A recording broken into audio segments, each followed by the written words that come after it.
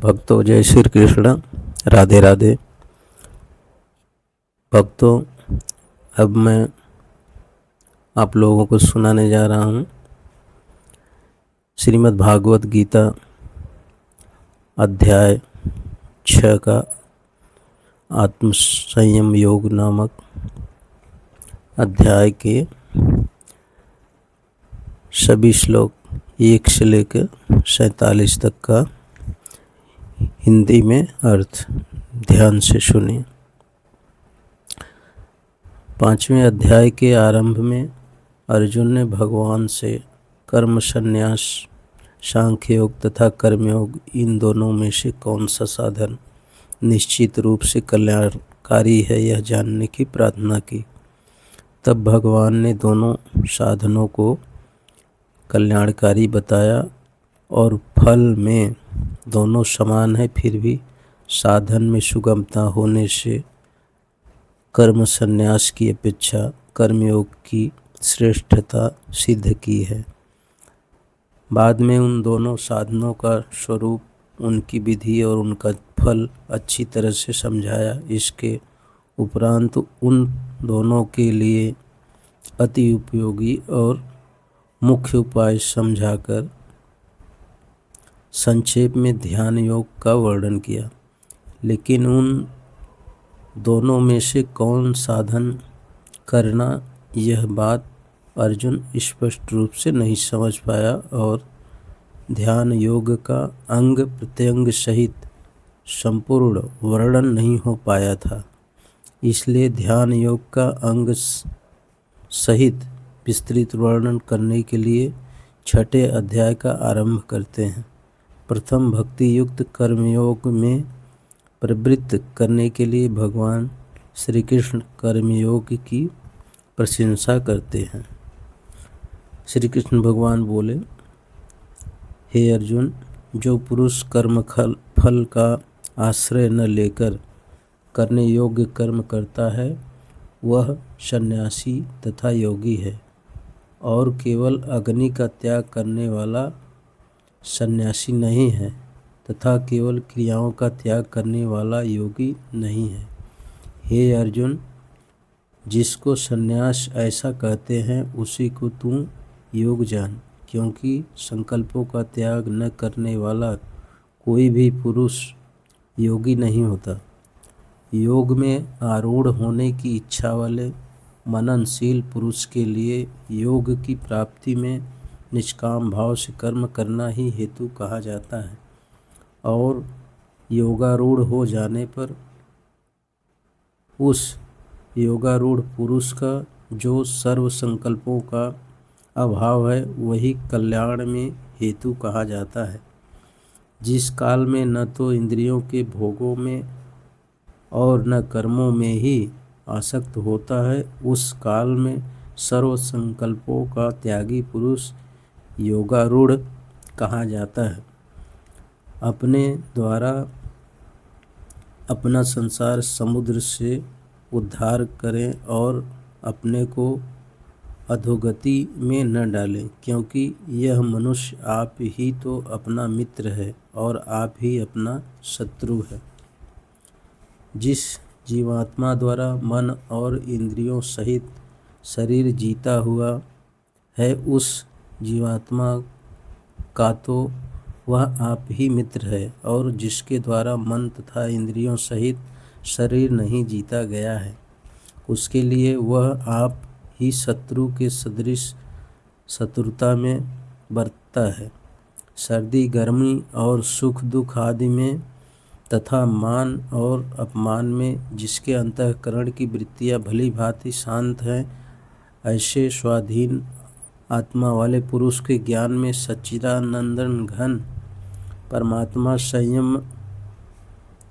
संयमक प्रकार से स्थित है, अर्थात उसके ज्ञान में परमात्मा के सिवा अन्य कुछ है ही नहीं। जिसका अंतःकरण ज्ञान विज्ञान से तृप्त है, जिसकी स्थिति विकार रहित है, जिसकी इंद्रियां भली भांति जीती हुई हैं और जिसके लिए मिट्टी पत्थर और सोना समान है, वह योगी युक्त अर्थात भगवत प्राप्त है, ऐसा कहा जाता है। सुहृद, मित्र, वैरी, उदासीन, मध्यस्थ, द्वैष्य और बंधुगणों में, धर्मात्माओं में और पापियों में भी समान भाव रखने वाला अत्यंत श्रेष्ठ है। मन और इंद्रियों सहित शरीर को वश में रखने वाला, आशा रहित और संग्रह रहित योगी अकेला ही एकांत स्थान में स्थित होकर आत्मा को निरंतर परमात्मा में लगावे। शुद्ध भूमि में जिसके ऊपर क्रमशः कुशा, मृगशाला और वस्त्र बिछे हैं, जो न बहुत ऊंचा है और न बहुत नीचा, ऐसे अपने आसन को स्थिर स्थापन करके उस आसन पर बैठकर चित्त और इंद्रियों की क्रियाओं को वश में रखते हुए मन को एकाग्र करके अंतःकरण की शुद्धि के लिए योग का अभ्यास करें। काया, सिर और गले को समान एवं अचल धारण करके और स्थिर होकर अपनी नासिका के अग्रभाग पर दृष्टि जमाकर अन्य दिशाओं को न देखता हुआ ब्रह्मचारी के व्रत में स्थित, भय रहित तथा भली भांति शांत अंतःकरण वाला सावधान योगी मन को रोककर मुझ में चित्त वाला और मेरे परायण होकर स्थित होवे। वश में किए हुए मन वाला योगी इस प्रकार आत्मा को निरंतर मुझ परमेश्वर के स्वरूप में लगाता हुआ मुझ में रहने वाली परमानंद की पराकाष्ठा रूप शांति को प्राप्त होता है। हे अर्जुन, यह योग न तो बहुत रखने वालों का, न बिल्कुल न रखने वालों का, न बहुत सहन करने वालों के स्वभाव वाले का और न सदा जागने वाले का ही सिद्ध होता है। दुख का नाश करने वाला योग तो यथा योग्य आहार विहार करने वाले का, कर्मों में यथा योग्य चेष्टा करने वाले का और यथा योग्य सोने तथा जागने वाले का ही सिद्ध होता है। अत्यंत वश में किया हुआ चित्त जिस काल में परमात्मा में ही भली भांति स्थित हो जाता है, उस काल में संपूर्ण भोगों से स्पृहा रहित पुरुष योग युक्त है, ऐसा कहा जाता है। जिस प्रकार वायु रहित स्थान में स्थित दीपक चलायमान नहीं होता, वैसी ही उपमा परमात्मा के ध्यान में लगे हुए योगी के जीते हुए चित्त की कही गई है।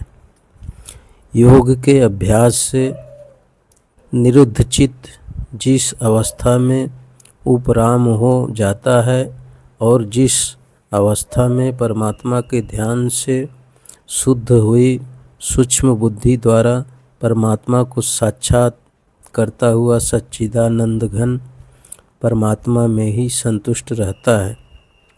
इंद्रियों से अतीत केवल शुद्ध हुई सूक्ष्म बुद्धि द्वारा ग्रहण करने योग्य जो अनंत आनंद है, उसको जिस अवस्था में अनुभव करता है और जिस अवस्था में स्थित यह योगी परमात्मा के स्वरूप से विचलित होता ही नहीं, परमात्मा की प्राप्ति रूप जिस लाभ को प्राप्त होकर उससे अधिक दूसरा कुछ भी लाभ नहीं मानता और परमात्मा प्राप्ति रूप जिस अवस्था में स्थित योगी बड़े भारी दुख से भी चलायमान नहीं होता, जो दुख रूप संसार के संयोग से रहित है तथा जिसका नाम योग है, उसको जानना चाहिए।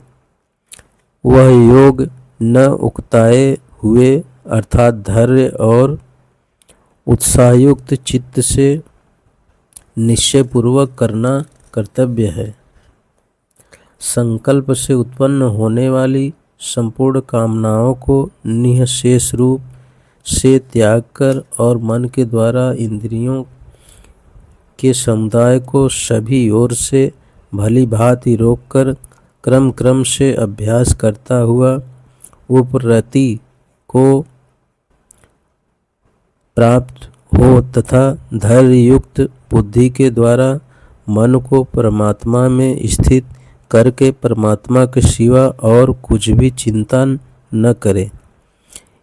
यह स्थिर न रहने वाला और चंचल मन जिस जिस शब्द आदि विषय के निमित्त से संसार में विचरता है, उस विषय से रोककर यानी हटाकर इसे बार बार परमात्मा में ही निरुद्ध करें। क्योंकि जिसका मन भली प्रकार शांत है, जो पाप से रहित है और जिसका रजोगुण शांत हो गया है, ऐसे इस सच्चिदानंद घन ब्रह्म के साथ एक ही भाव हुए योगी को उत्तम आनंद प्राप्त होता है। वह पाप रहित योगी इस प्रकार निरंतर आत्मा को परमात्मा में लगाता हुआ सुखपूर्वक पर ब्रह्म परमात्मा की प्राप्ति रूप अनंत आनंद का अनुभव करता है। सर्वव्यापी अनंत चेतन में एक ही भाव से स्थिति रूप योग से युक्त आत्मा वाला तथा सब में समभाव से देखने वाला योगी आत्मा को संपूर्ण भूतों में स्थित और संपूर्ण भूतों को आत्मा में कल्पित देखता है। जो पुरुष संपूर्ण भूतों में सबके आत्मरूप मुझ वासुदेव को ही व्यापक देखता है और संपूर्ण भूतों को मुझ वासुदेव के अंतर्गत देखता है, उसके लिए मैं अदृश्य नहीं होता और वह मेरे लिए अदृश्य नहीं होता। जो पुरुष एक ही भाव में स्थित होकर संपूर्ण भूतों में आत्मरूप से स्थित मुझ सच्चिदानंद घन वासुदेव को भजता है, वह योगी सब प्रकार से बरतता हुआ ही मुझ में ही बरतता है। हे अर्जुन, जो योगी अपनी भांति संपूर्ण भूतों में सम देखता है और सुख अथवा दुख को भी सब में सम देखता है, वह योगी परम श्रेष्ठ माना गया है। अर्जुन बोले, हे मधुसूदन, जो यह योग आपने समभाव से कहा है, मन के चंचल होने से मैं इसकी नित्य स्थिति को नहीं देखता हूँ। क्योंकि हे श्री कृष्ण, यह मन बड़ा चंचल प्रमथन स्वभाव वाला बड़ा दृढ़ और बलवान है, इसलिए उसका वश में करना मैं वायु को रोकने की भांति अत्यंत दुष्कर मानता हूँ। श्री भगवान बोले, हे अर्जुन, निसंदेह मन चंचल और कठिनता से वश में होने वाला है, परंतु हे कुंती पुत्र, यह अभ्यास और वैराग्य से वश में होता है। जिसका मन वश में किया हुआ नहीं है, ऐसे पुरुष द्वारा योग दुष्प्राय है और वश में किए हुए मन वाले प्रयत्नशील पुरुष द्वारा साधन से उसका प्राप्त होना सहज है। यह मेरा मत है। अर्जुन बोले, हे श्री कृष्ण, जो योग में श्रद्धा रखने वाला है किंतु संयमी नहीं है, इस कारण जिसका मन अंतकाल में योग से विचलित हो गया है, ऐसा साधक योग की सिद्धि को अर्थात भगवत साक्षात्कार को न प्राप्त होकर किस गति को प्राप्त होता है। हे महाभाव, क्या वह भगवत प्राप्ति के मार्ग में मोहित और आश्रय रहित पुरुष छिन्न भिन्न बादल की भांति दोनों ओर से भ्रष्ट होकर नष्ट तो नहीं हो जाता? हे श्री कृष्ण, मेरे इस संशय को संपूर्ण रूप से छेदन करने के लिए आप ही योग्य हैं, क्योंकि आपके सिवा दूसरा इस संशय का छेदन करने वाला मिलना संभव नहीं है। श्री भगवान बोले, हे पार्थ, उस पुरुष का न तो इस लोक में नाश होता है और न परलोक में ही, क्योंकि हे प्यारे, आत्मोद्धार के लिए अर्थात भगवत प्राप्ति के लिए कर्म करने वाला कोई भी मनुष्य दुर्गति को प्राप्त नहीं होता। योग भ्रष्ट पुरुष पुण्यवानों के लोकों को अर्थात स्वर्ग आदि उत्तम लोकों को प्राप्त होकर उनमें बहुत वर्षों तक निवास करके फिर शुद्ध आचरण वाले श्रीमान पुरुषों के घर में जन्म लेता है। अथवा वैराग्यवान पुरुष उन लोकों में न जाकर ज्ञानवान योगियों के ही कुल में जन्म लेता है। परंतु इस प्रकार का जो यह जन्म है सो संसार में निसंदेह अत्यंत दुर्लभ है। वहाँ उस पहले शरीर में संग्रह किए हुए बुद्धि संयोग को अर्थात समबुद्धि रूप योग के संस्कारों को अनायास ही प्राप्त हो जाता है और हे कुरुनंदन, उसके प्रभाव से वह फिर परमात्मा की प्राप्ति रूप सिद्धि के लिए पहले से भी बढ़कर प्रयत्न करता है। वह श्रीमानों के घर में जन्म लेने वाला योग भ्रष्ट पराधीन हुआ भी उस पहले के अभ्यास से ही निसंदेह भगवान की ओर आकर्षित किया जाता है तथा समबुद्धि रूप योग का जिज्ञासु भी वेद में कहे हुए सकाम कर्मों के फल को उल्लंघन कर जाता है। परंतु प्रयत्नपूर्वक अभ्यास करने वाला योगी तो पिछले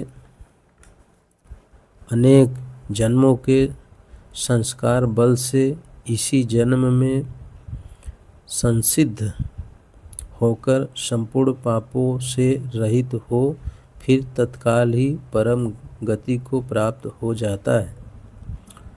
योगी तपस्वियों में श्रेष्ठ है, शास्त्र ज्ञानियों से भी श्रेष्ठ माना गया है और सकाम कर्म करने वालों से भी योगी श्रेष्ठ है।